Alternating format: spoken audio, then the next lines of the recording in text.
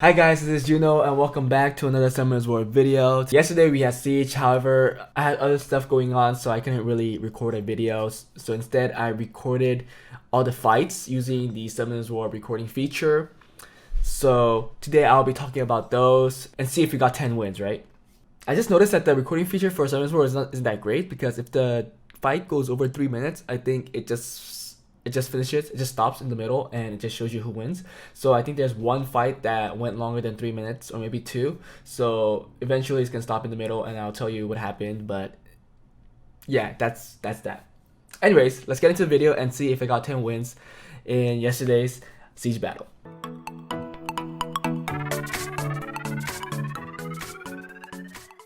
So this is the first fight. And this is not a very safe team, guys. Do not bring a team like this. I just went with this because this is what I had. However, do not go with this because if you look at their team, they have a stripper. They have two strippers actually, right? The Dark Chun-Li and the Water Ryu both have a strip, I believe. Yeah. And then there's the defense break from the Savannah that could control your team. For me, I just took in whatever I thought was tanky. And you know, the Street Fighter's units AI isn't that great. So hoping for that, hoping they don't use their stripping skill, I brought in my Wind Monkey King, my Savannah as well, and finally my Alexandra, the dark unicorn. And they're all on Will, other than the Monkey King, because he's pretty tanky, right? And he's usually on Destroy, which is the better subset, I believe. If they don't use their strip, I believe that I had a chance to win, so that's why I took this team. So let's see how it went. The games are gonna go pretty fast because I made it go fast. So yeah, you see right there, she failed. She used skill 1. She didn't use her stripping skill, and at this point, I thought I won. Here, my Monkey King did get defense broken. However, you see that we resisted the pushback, so we're good. And then I failed to push back the Savannah and the Dark Chun-Li as well, but I got the defense break. And then I think you see that here again too. The Ryu also used skill 1. He didn't use a strip. Usually the Water Ryu is on despair. So if he used an AoE skill, maybe he could have gotten a lucky stun. However, he did not use that. He went for my monkey, which is defense broken, with skill 1, and that was it. So my monkey took a turn, and we did some damage to the Dark Chun-Li, but that was it. And then finally my Alexandra goes and uses skill 3. Boom. So the Dark Chun-Li dies here. We got the stun on the Water Ryu. My Alexandra currently is on despair. I think I'll change this after the free rune removal. I'm just gonna give it some of my best runes because it's a LED Nat 5, but that's that. So we killed off the Dark Chun-Li. And now the Savannah is really low, so at this point I think we win, right? So she's off her mount, and then we just keep going. Got the stun, we kill off the Savannah, and then we just have the Water Ryu, which is pretty easy to handle at this point.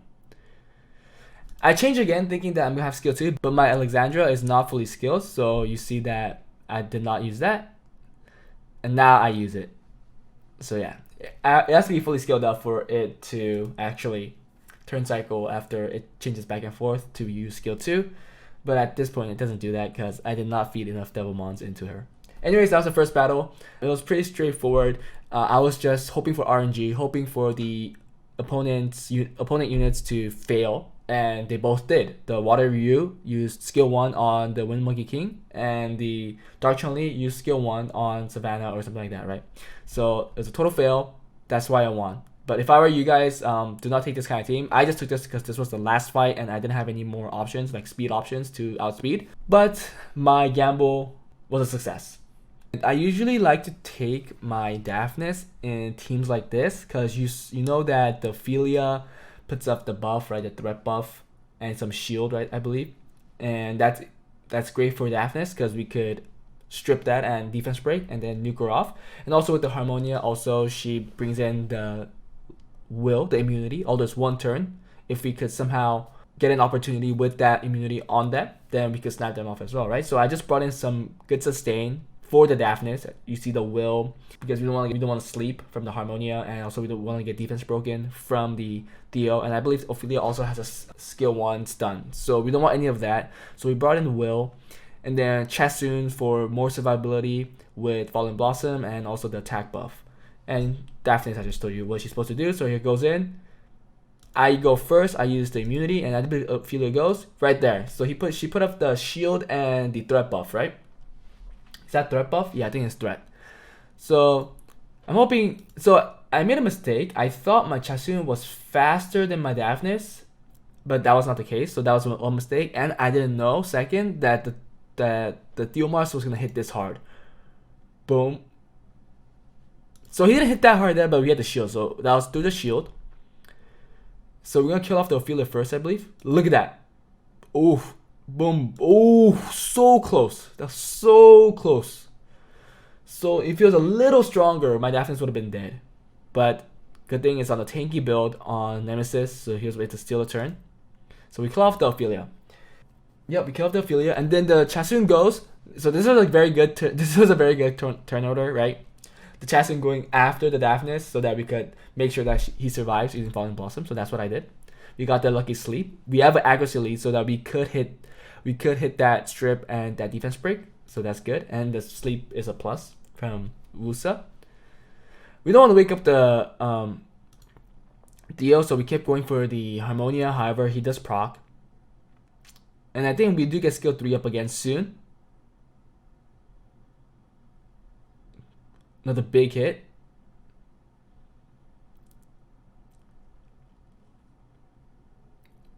Okay, I tried to push the cooldown time on his passive, but it didn't do that.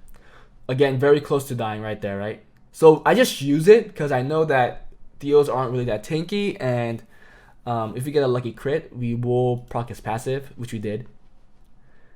And then again, Fallen Blossom saving Daphnis' life. I tried to put glancing buff, but that didn't happen. I mean, glancing debuff. And then we kill off the Theo, and then it's done here.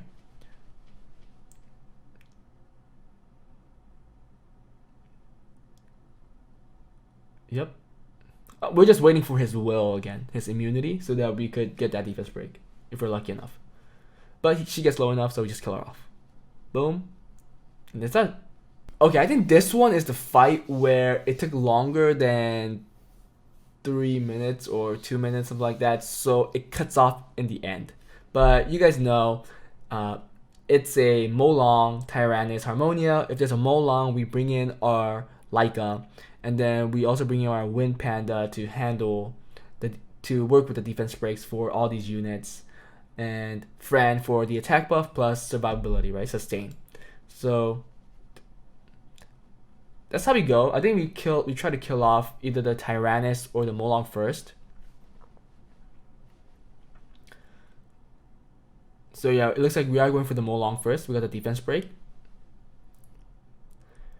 And then, oh, we kill, right? Now, obviously the Tyrannus is going to bring it back. We still go for the Molong. We kill again. And then we go for the Tyrannus.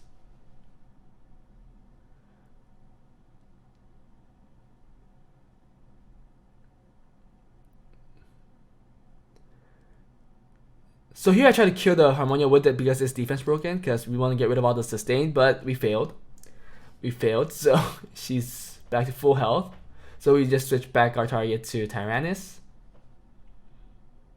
But I think Tyrannus does have a couple of opportunities to bring back Molong, and I think he will bring him back soon, because Tyrannus' passive is still up, I believe. Yep.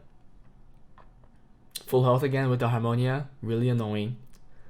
Always procs after that skill 3. Molong is back.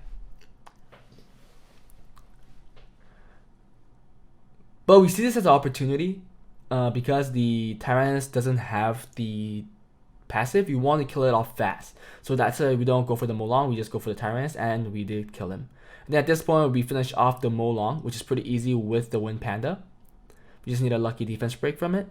Well, not even lucky, right? You just need a defense break. There you go. Okay, there. But see, this is why this game took so long, because we missed some defense breaks and Tyrannus bringing back all the units. But nonetheless, we kill off the Molong, and then we worked on the Harmonia, and then we do kill it. However, I think the video ends before it shows that. But at this point, you guys know that I already won, right? Yeah, see, it does gets back to full health. and the video is just gonna end right here. It's gonna show that the fight's not gonna end.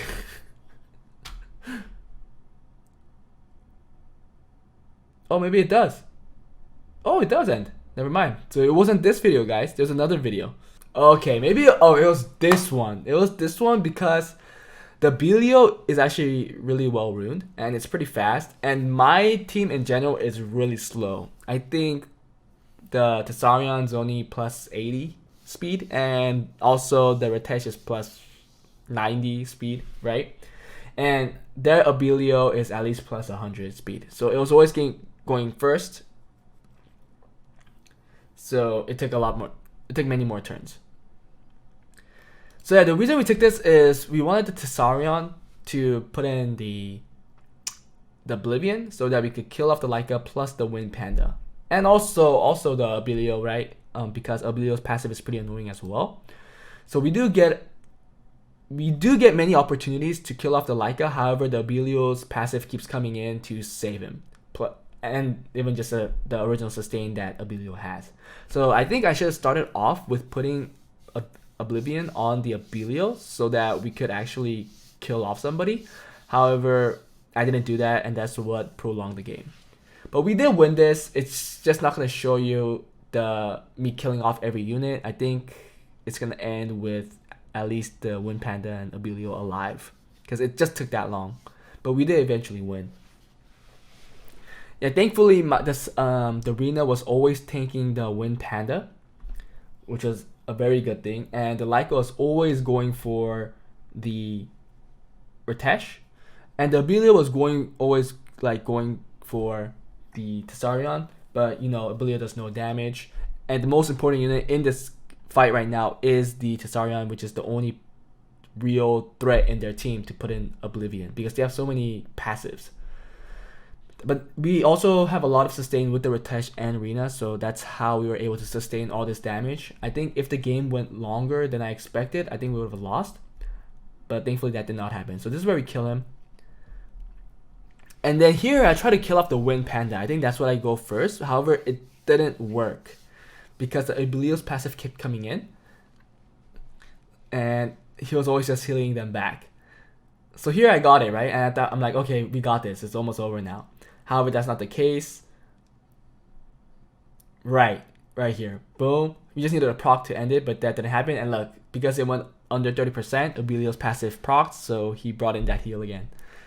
So I think this happens twice, and I'm like, okay, forget this. I'm going to go for the Abilio. And because we can't see the end of the fight, I'm going to tell you that's what happened. I actually killed the Abilio first, and then I finally killed the Wind Panda. So here, I hit him. It's under 30%. Oh, actually, this one's not a proc. I just failed to kill him. I was so close in killing him, but I failed.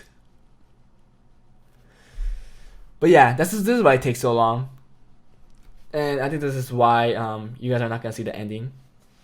Yeah, see all the sustain?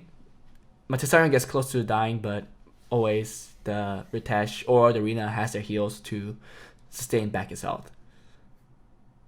My Tessarion is not on a damage build. He does have a good amount of crit rate, however, like 70%. However, his crit damage is around 60%.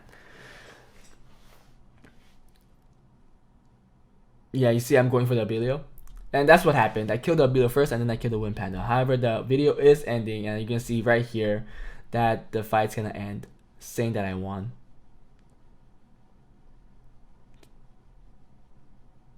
It's gonna end right here. So yeah, I did win. I killed the Abilio, then the Wind Panda. But anyways, it was a longer fight. Maybe I should have brought in a different team, but oh well. Okay, this one was a little easier, right? Again, if there's a Wind Panda, I like to take in Rina or the Camilla, because usually they could tank him out throughout the entire fight. So I am actually thinking of making a second Rina just because of this. But anyways, the Wind Panda gets countered by the Camilla. That's great.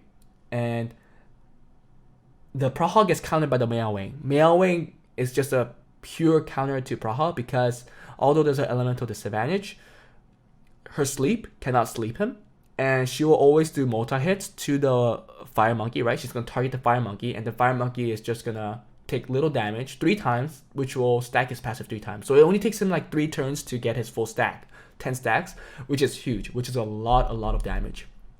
So that's that. And then the Skogul isn't really a counter to Perna, however, it's a very good tank, and also it helps with Skogul's passive, right? His skill 2 gets reset. His skill 2 cooldowns go down by 1 every time he gets hit by a unit, while the rock is up.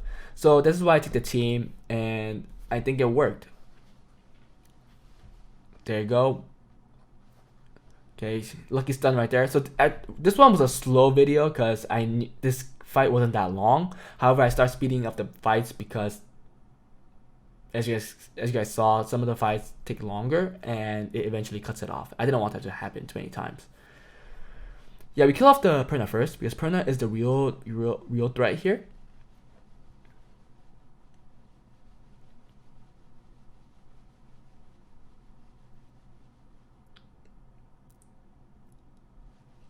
Boom, already 10 stacks. Look at that.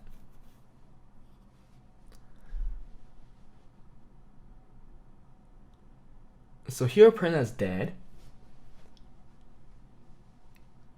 Yep. I guess I never showed Praha using skill 2 or skill 3 because she never had the chance. But I mean, even if she did, it will only sleep the Camilla and the Skogul, and still the Fire Monkey will still be up doing all the damage that he can. And he does a lot of damage at this point with 10 stacks. Yeah. So that was that. Easy game, guys. Easy game. So this was an easy one, right? I mean, it looks hard. However, it really isn't because we have a lot of immunity that comes in with the Amelia. So we do have enough sustain for the Wind Panda. It could either go for the Amelia or the Bulwark, and I was confident that it was going to survive. Without defense break, the Tyrannus can't do too much damage, and also with Will, the Tessarion isn't that scary for my Skogul. That's the reason I take this team. Although there isn't much buffs, you guys have to remember that the Wind Panda skill 2 is a buff, and it does give a lot of stacks to the Bulwark. So this is why I took this team, and it was pretty easy. Also, you can see that still this game is slow, but yeah, easier to talk to, right? So with Will, this is not scary.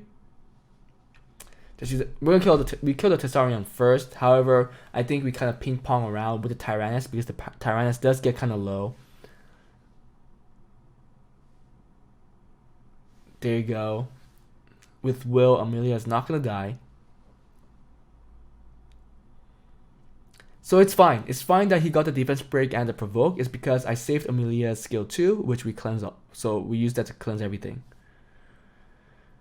See how I now target the Tyrannus because we know that the passive is gone and he doesn't have skill 3. So it's our opportunity to kill him right now, which I use my stacks. So I use my stacks on him. And just a tiny tip and he's dead. Now we just need our rock and we win the game. Rock. See, not enough damage with Will.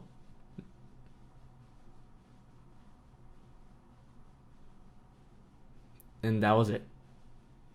That was all you could do. Again, we used 5 stacks on the Wind Panda tip and he's dead.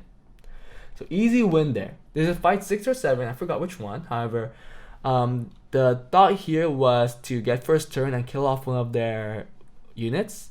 And I think this is the fight that we failed to do that. Because we failed to get a defense break on one of their units. So let's see how it goes. I'm just going to show you right away. I go first, however they're all on Will, so, and you see that the Harmless Prank has been spread out to all 3 units. So even though we got that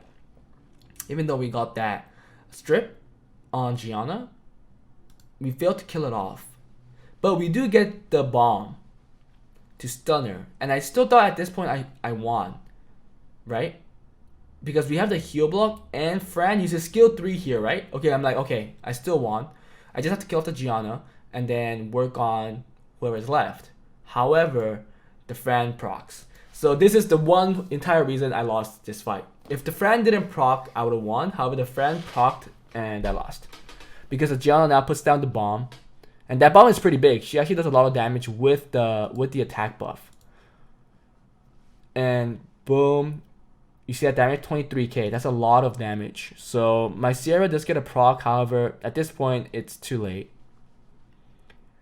Again, a lucky proc there to heal the Gianna back. So we just failed to kill the Gianna. Yep. If it wasn't that first proc, then I think we would have won for sure. However, that was a lucky proc from the Fran, the life-saving Fran, and that's why we lost. If it wasn't that, we would have won for sure. I might have to like now start ruining my Chiyu, a Swift Chiyu, so that we could like strip everybody and do something. Yeah, I might do something like that. But anyways, I just don't have the runes for that yet, or I do, but I just don't feel like doing it right now. But anyways, this is our one loss in the game. We got 9 wins and 1 loss. Okay, this is fight number 8. And I usually take my second turn cleave if there is no will on their side. And as you can see, there's no will. And we have some good resetting targets like the Tyrannus.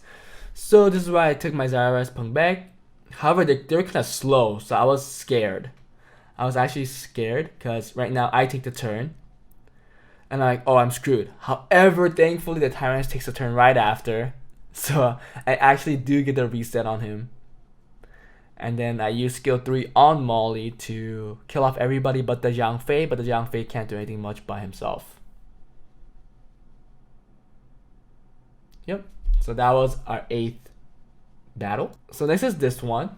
Also a very easy team to Lucian. However, this defense was getting a lot of wins.